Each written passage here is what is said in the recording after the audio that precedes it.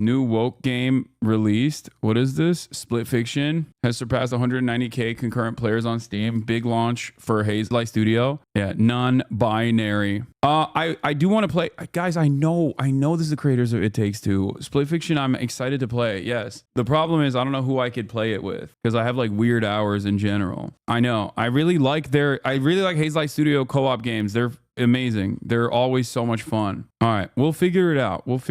Everybody calm down. Asmongold, that'd be kind of funny. I would do it with Asmongold. I don't think he would do it. That would be funny if Asmongold and I played Split Fiction to completion. We can unite the world. The world can start finally healing again. Look. Asmongold might be thinking Hassan is political, but then I put this hat on and then he'll realize that I'm apolitical, that I too am a centrist. Dude, also today was the last day that Google Chrome allows you to use ad blocker, so I need a new one. I need a new ad blocker. You need Firefox? Come to the Firefox call, homie. No, I use Chrome because it's easy, okay? I use Chrome because like it just has everything in it. That's it. It's easy. Gaben is right when he says piracy is a service problem, and service is the most important aspect of this thing, and Chrome has good service. That's it. I don't want to do Linux shit. I don't want to do Firefox. I'm already on the Chrome. I'm already on the like Chrome family, okay? Google has captured me. I use Apple. It's the same shit. I use Apple for everything, and I use Chrome as my main browser. It's my daily driver. This is precisely the reason why I just refuse to switch it around. Yeah, I know Chrome is going after all ad blockers. They're ass. They're dicks for doing that. Is Lady Gaga Day? Click this to celebrate. It's a good song. Lady Gaga has bangers, dude. I thought you weren't into music. I mean, I listen to music. I'm not like an animal, okay? I do listen to music sometimes. Also, I don't get it. Like, when people say like, oh, Lady Gaga sucks, right? It's just like, it kind of doesn't make sense to me because like, it's very obviously, meticulously, and mathematically calculated music that will make you go, this is good. Like, it's okay. You can say, the song is good. Maybe it's not your favorite song of all time. That's fine. Coworker ad music. Bro, saying Lady Gaga is coworker ass music is so funny. Like, bro, it's just top 40, man. What the hell? Bro, calling top 40 coworker ad music is hilarious. The fuck? Everything's a coworker ad, then what isn't? Shopping mall music? Just say you're homophobic, chatter. We got a lot to get into. There's so much happening. Sam Bankman-Fried actively said if he ever got into trouble, he would go on Tucker Carlson and come out as a Republican. Here is Sam Bankman-Fried doing just that. Now, one must ask themselves this very important question. Why is it that even a guy like Sam Bankman-Fried knows how easy and how easy it is to hit the right-wing grift? Doesn't matter whatever crime you got going on. Doesn't matter what you did. Everybody knows you just hit the right-wing button and you're up. You're up good. Bro looks like shit. Yeah. It's because as a League player, he hasn't been able to play League in months because he's in jail. Did you get that sign from the TikTok Chinese guy? No, this sign actually just materialized in my house randomly.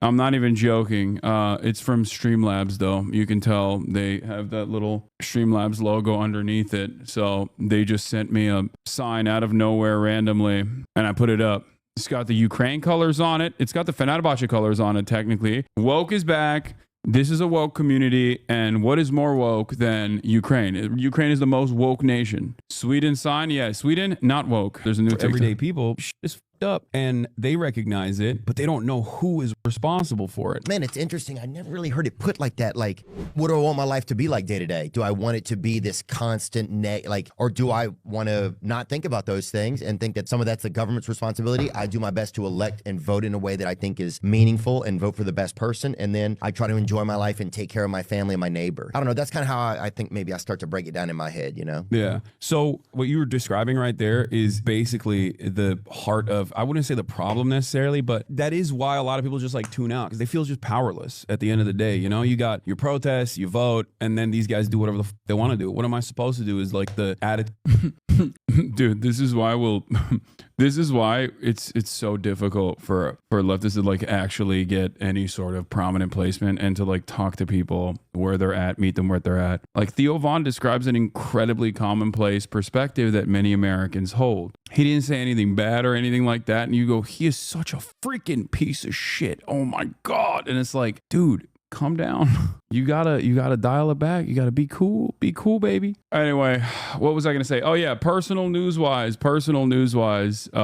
Here, go watch this TikTok. Obviously, I'm gonna blast it right here. But personal news wise, not much happened. Kingdom Come Deliverance 2, you already know. My dad has been weird politically, but watched some Theo, so I might be able to get him. Yeah. So here's the thing: when I go on these podcasts, they are fantastic opportunities for people to basically send to whoever would normally be a fan of that podcast, right? You might have some friends who are exactly like Theo, or you might have some friends who watch Theo Von or would like the Theo Von podcast, right? If you got some liberal friends, right? If you got some like Democratic Party operative style friends, you send them my interviews with the Podjons.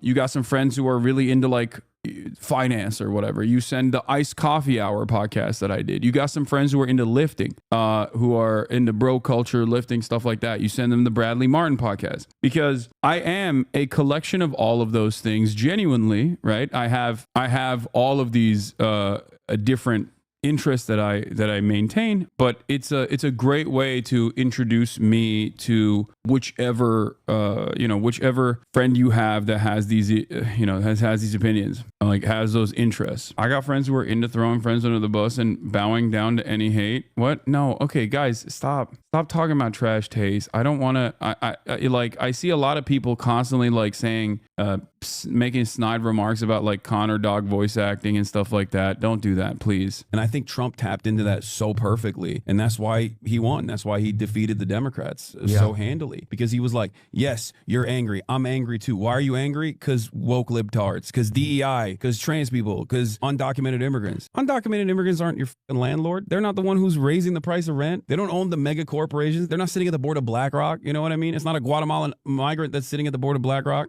purchasing all the houses. They're not the real estate developers that refuse to add to the much needed supply of housing. How's Theo IRL? He was great. His brain works in crazy ways. Yeah. That line about the trans people not being your landlords, or Guatemalan migrants not being at the board of your board of executives of the company that's like fucking you over, is a perfect distillation, I think, of the manipulative tactics that the Republican right engage with. It's a very good way to just like undercut that argument. I think it straight up snaps people out of it in that moment where they go, oh yeah, that makes sense actually. Like, why am I mad at this person? Why is it because I've been told by others that I should be mad at this person? You know, I think for your talking point about how undocumented migrants contribute to the economy, you should incorporate a joke or something. There's no widespread conspiracy where undocumented migrants are winking at the cashier to get the sales tax wiped off kind of thing. Okay, let me thank you for the feedback. I think I'm going to stick to what I'm good at. You know what I mean? Thank you for the feedback. Pretty HMO too, but I think I'm not going to do that. I got this. I promise. Okay? Maybe go take that one back into the shop and, whip up a different one. Okay? You cooked that one, but it didn't cook all the way. Okay?